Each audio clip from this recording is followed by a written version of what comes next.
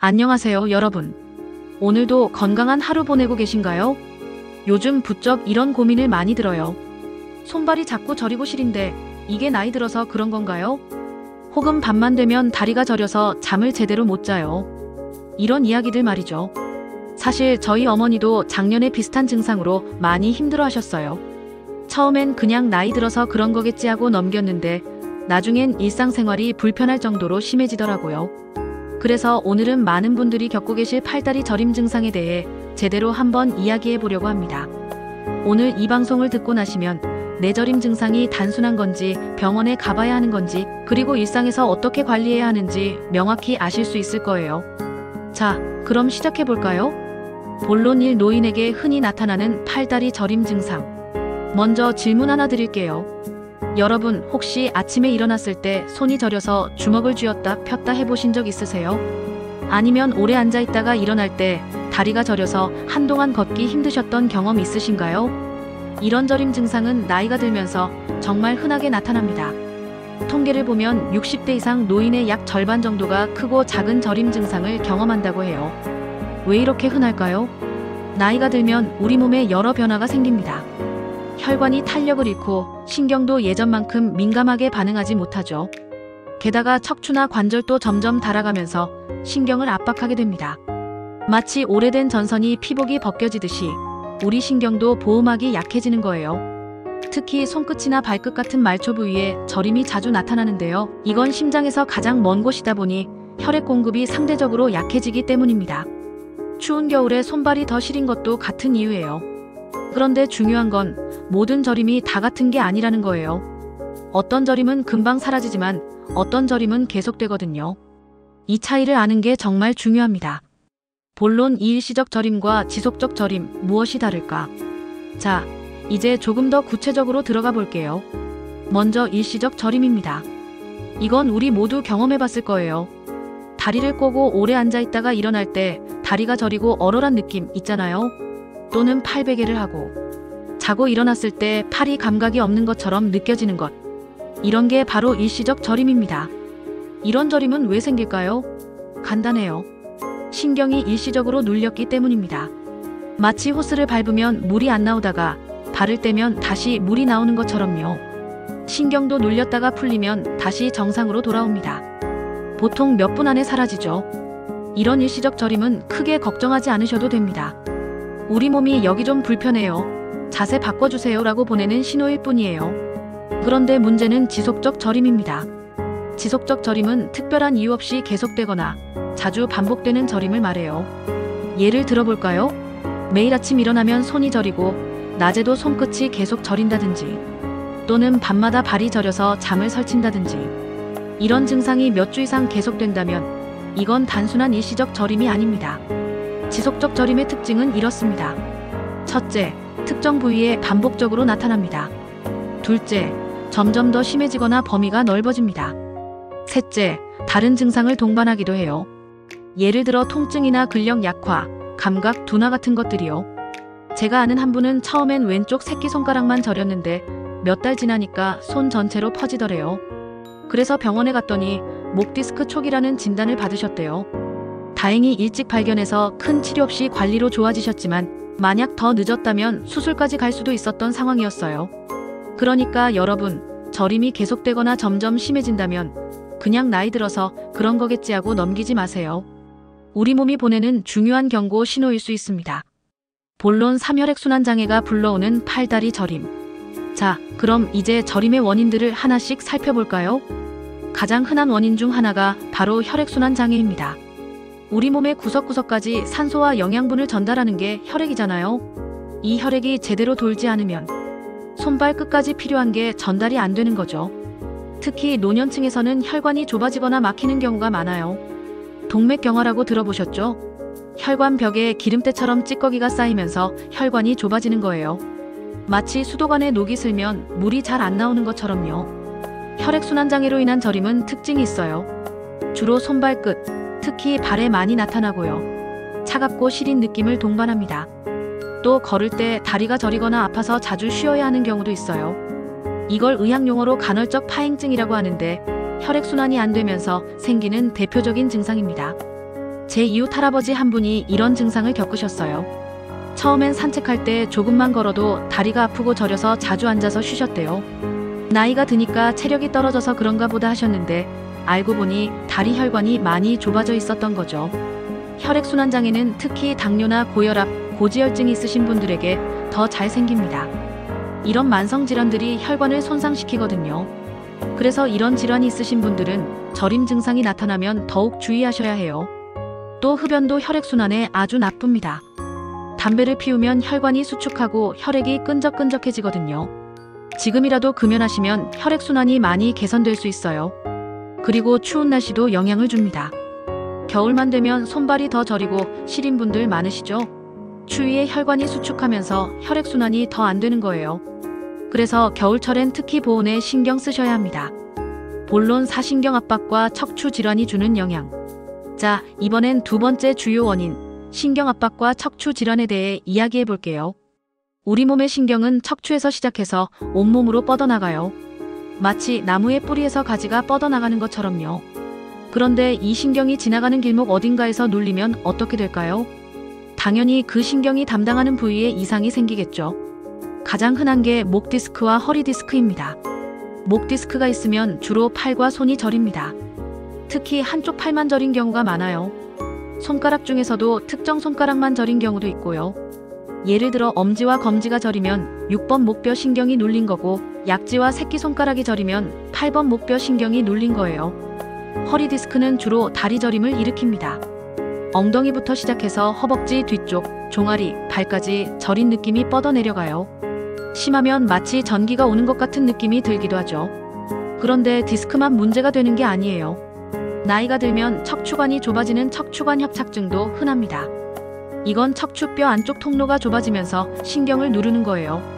척추관 협착증의 특징은 걸으면 다리가 저리고 아파서 쉬어야 하는데 앉거나 허리를 구부리면 증상이 좋아진다는 거예요. 그래서 환자들이 무의식적으로 허리를 구부리고 걷게 되죠. 반대로 디스크는 앉거나 허리를 구부리면 더 아픈 경우가 많아요. 또 손목 터널 증후군도 흔합니다. 이건 손목 안쪽에 있는 신경이 눌리는 건데요. 특히 중년 여성들에게 많이 나타나요. 밤에 손이 저려서 잠을 못 자는 게 대표적인 증상이에요.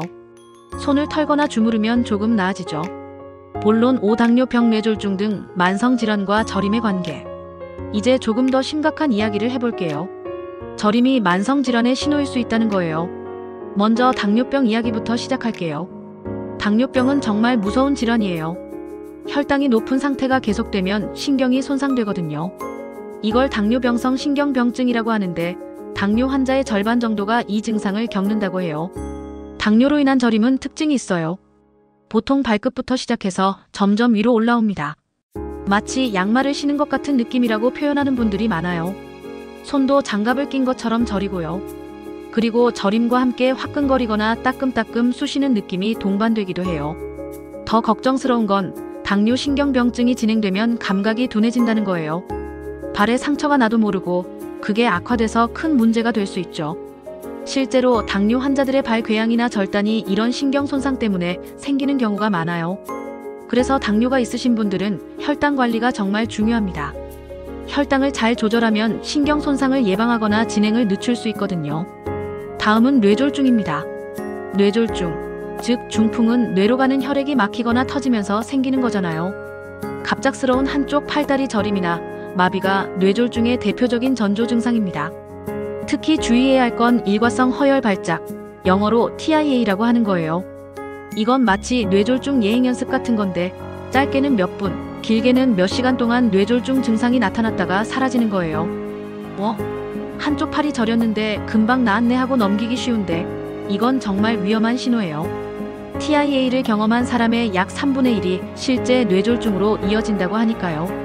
그래서 갑자기 한쪽 팔다리가 저리거나 마비되거나 말이 어눌해지거나 시야가 흐려지는 증상이 나타나면 즉시 119를 불러야 합니다. 뇌졸중은 시간과의 싸움이에요. 골든타임 내에 치료받으면 후유증을 크게 줄일 수 있거든요. 본론 육생활 습관에서 찾는 원인 잘못된 자세와 운동 부족. 자, 지금까지는 질환 이야기를 했는데요. 사실 저림의 많은 부분이 우리의 생활 습관에서 비롯됩니다. 먼저 자세 이야기를 해볼게요. 요즘 어르신들도 스마트폰 많이 쓰시잖아요. 그런데 스마트폰 볼 때 자세 좀 떠올려 보세요. 고개를 푹 숙이고 어깨를 움츠린 채로 오래 보고 계시진 않나요? 이런 자세가 목과 어깨에 엄청난 부담을 줍니다. 정상적으로 고개를 들고 있을 때 목에 가해지는 무게가 약 5kg 정도라고 해요. 그런데 고개를 15도만 숙여도 12kg, 30도면 18kg, 60도 숙이면 무려 27kg의 무게가 목에 실린대요. 우리가 스마트폰 볼 때가 대충 60도 정도 되거든요. 이렇게 목에 부담이 계속되면 목 근육이 뭉치고 신경이 눌려서 팔과 손이 저립니다. 그래서 스마트폰은 가능하면 눈높이에 가깝게 들고 보시는 게 좋아요. 또 의자에 앉을 때도 자세가 중요해요. 다리를 꼬고 앉거나 한쪽으로 치우쳐 앉거나 엉덩이를 의자 끝에 걸치고 앉는 습관 있으신가요? 이런 자세들이 허리와 골반에 부담을 주고 다리로 가는 신경을 압박해서 저림을 일으킬 수 있어요. 바른 앉기 자세는 이렇습니다. 엉덩이를 의자 깊숙이 넣고 등을 등받이에 밀착시키고 발바닥을 바닥에 완전히 붙이는 거예요. 그리고 30분에 한 번씩은 일어나서 스트레칭을 해주시는 게 좋아요. 다음은 운동 부족 이야기예요. 나이가 들면서 이제 쉬어야지 하고 운동을 안 하시는 분들 많으세요. 그런데 이게 오히려 독이 될 수 있어요. 운동을 안 하면 어떻게 될까요? 첫째, 근육이 약해집니다. 근육은 관절을 지지하고 자세를 유지하는 데 중요한 역할을 하는데 근육이 약해지면 척추와 관절에 부담이 가고 신경 압박이 생길 수 있어요. 둘째, 혈액순환이 나빠집니다. 근육이 움직여야 혈액이 펌프질 되면서 온몸으로 퍼지거든요. 특히 다리 근육은 제2의 심장이라고 불릴 정도로 혈액순환에 중요해요. 운동을 안 하면 혈액순환이 안 되고 손발 저림이 생기는 거죠. 셋째, 관절이 굳어집니다. 사용하지 않으면 녹슬듯이 관절도 안 쓰면 굳어요. 관절이 굳으면 움직임이 제한되고 이게 또 자세를 나쁘게 만들어서 악순환이 됩니다. 그렇다고 갑자기 무리한 운동을 하라는 건 아니에요. 오히려 무리한 운동은 관절과 신경에 손상을 줄 수 있어요. 중요한 건 꾸준히 적절하게 하는 거예요. 걷기만 해도 좋아요. 하루 30분씩 일주일에 5일만 걸어도 혈액순환이 좋아지고 근육이 유지됩니다. 수영이나 수중 운동도 관절에 부담을 덜 주면서 전신 운동이 돼서 좋고요. 집에서 할 수 있는 간단한 스트레칭도 도움이 됩니다. 목을 천천히 좌우로 돌리고 어깨를 으쓱으쓱 올렸다 내리고 손목과 발목을 돌려주는 것만으로도 많은 도움이 돼요. 본론 칠저림 증상 완화에 도움이 되는 생활관리법. 자, 그럼 이제 실질적으로 집에서 할 수 있는 관리법을 알려드릴게요. 첫 번째, 온찜질입니다. 따뜻하게 하면 혈액순환이 좋아지고 근육이 이완되면서 저림이 완화돼요.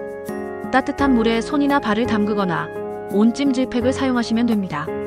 하루에 2-3번, 한 번에 15-20분 정도가 적당해요. 단 주의할 점이 있어요. 당뇨가 있어서 감각이 둔한 분들은 화상 위험이 있으니까 온도를 꼭 확인하시고 너무 뜨겁지 않게 해야 해요.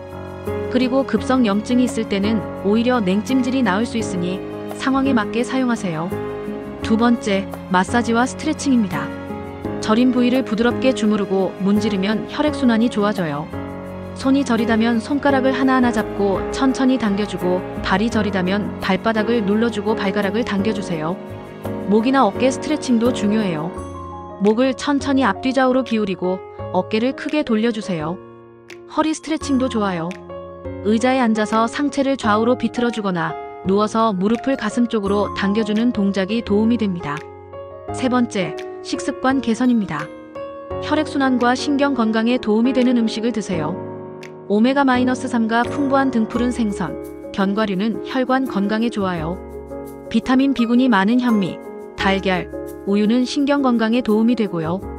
항산화 물질이 풍부한 녹색 채소와 과일도 좋습니다. 반대로 피해야 할 음식도 있어요. 짜고 기름진 음식은 혈관 건강을 해치니까 줄이시고 술과 카페인도 혈액순환을 방해할 수 있어요. 당분이 많은 음식도 혈당을 올려서 신경에 안 좋으니 조심하세요. 네 번째, 금연과 절주입니다. 담배는 혈관을 수축시키고 혈액순환을 방해하는 최악의 적이에요. 지금이라도 끊으시면 혈관 건강이 많이 회복될 수 있어요. 술도 과하면 신경을 손상시킬 수 있으니 적당히 하셔야 해요. 다섯 번째, 체중 관리입니다. 과체중은 관절과 척추에 부담을 주고 당뇨나 고혈압 같은 만성질환의 위험도 높입니다. 적정 체중을 유지하는 것만으로도 저림 증상이 많이 좋아질 수 있어요. 여섯 번째, 충분한 수면과 스트레스 관리예요. 잠을 충분히 자야 우리 몸이 회복되고 스트레스를 줄여야 근육이 이완됩니다. 잠자리에 들기 전에 따뜻한 물로 샤워하고 편안한 잠옷을 입고 조용하고 어두운 환경에서 주무시는 게 좋아요. 7번째, 적절한 보조기구 사용입니다. 손목이 저리다면 손목 보호대를, 발이 저리다면 쿠션이 좋은 신발이나 깔창을 사용하세요. 앉아서 일하는 시간이 길다면 등받이가 좋은 의자와 발받침대도 도움이 됩니다. 8번째, 규칙적인 생활 리듬입니다. 매일 비슷한 시간에 일어나고 식사하고 운동하고 자는 규칙적인 생활이 우리 몸의 리듬을 안정시켜요. 이게 신경계와 순환계 건강에도 좋습니다. 본론 8. 언제 병원을 찾아야 할까? 꼭 필요한 진료 시점. 자, 이제 가장 중요한 이야기를 할게요. 언제 병원에 가야 하는가입니다. 많은 분들이 이 정도로 병원 가기엔 좀 그렇고 하면서 망설이세요. 반대로 어떤 분들은 사소한 증상에도 너무 걱정하시고요. 그래서 명확한 기준을 알려드릴게요. 즉시 병원에 가야 하는 응급 상황입니다. 이런 증상이 나타나면 119를 부르거나 즉시 응급실로 가세요. 첫째, 갑자기 한쪽 팔다리가 저리거나 마비되면서 말이 어눌해지거나 시야가 흐려질 때, 이건 뇌졸중의 신호일 수 있어요. 둘째, 양쪽 다리가 갑자기 저리고 대소변을 못 가리게 될 때, 이건 척추신경이 심하게 눌린 거라서 응급수술이 필요할 수 있어요. 셋째, 외상 후에 저림이 생겼을 때, 넘어지거나 부딪힌 후에 팔다리가 저린다면 신경이나 혈관 손상일 수 있어요. 넷째, 가슴 통증과 함께 팔이 저릴 때, 특히 왼쪽 팔이 저리면서 가슴이 답답하고 아프다면 심장 문제일 수 있어요. 가능한 빨리 병원에 가야 하는 상황입니다. 응급은 아니지만 빨리 진료받아야 해요. 첫째, 저림이 2주 이상 계속될 때, 일시적인 게 아니라 지속적인 거라면 원인을 찾아야 해요.